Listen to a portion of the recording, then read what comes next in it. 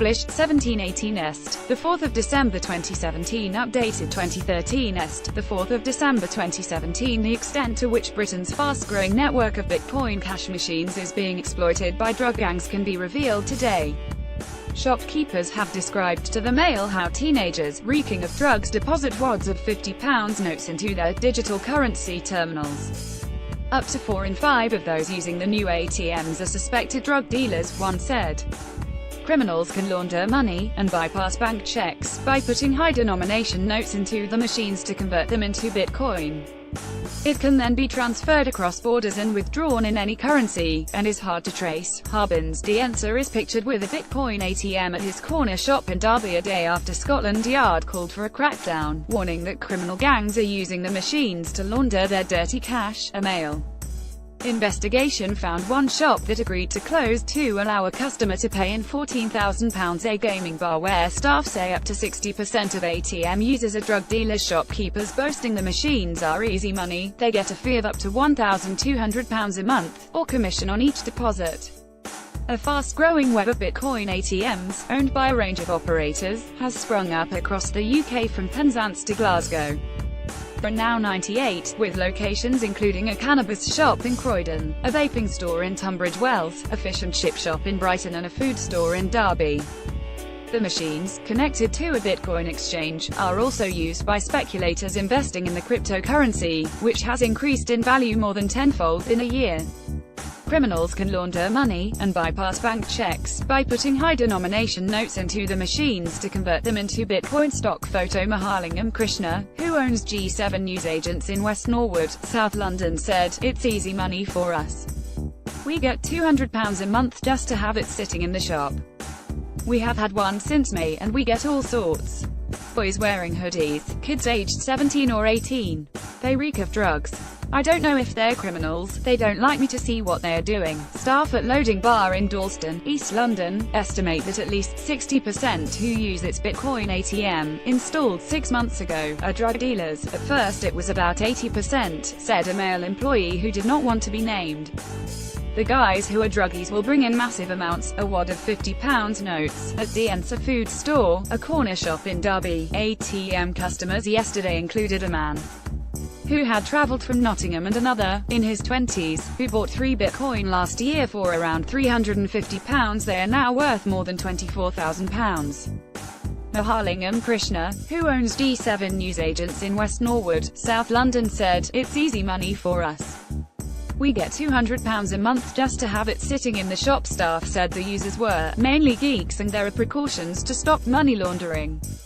Anyone wanting to buy Bitcoin worth more than £250 in a single transaction has to register using their fingerprints and 2 forms of ID. Detectives from Scotland Yard's Elite Organised Crime Command say Bitcoin is one of the biggest emerging obstacles to tackling major gangs. Julian Dixon, CEO of 42 Data, specialists in combating money laundering, said, "The UK is several steps behind the criminals and playing catch-up." Scare stories about the use of Bitcoin on the dark web have been common since its inception. Why has it taken so long for the authorities to decide to act? Bitcoin emerged in the aftermath of the 2008 financial crisis. It is unregulated, hard to trace and exists only in cyberspace in the form of a numerical code. It can be exchanged anonymously with anyone in the world at the click of a mouse.